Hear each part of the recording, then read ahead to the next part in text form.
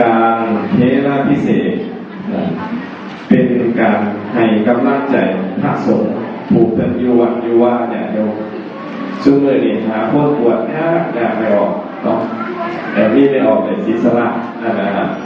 พอออกมาให้บวชวันต้องเป่าวัดยากแต่โยมทั้งหลายฉะนั้นผู้บวชอยู่วัดอยู่ว่าจึงเป็นคนที่ควรเสิร์ฟสู่และให้กำลังใจการที่เข้ามาโฮกันนี้ก็เพื่อเป็นการยกย่องสรรเสริญ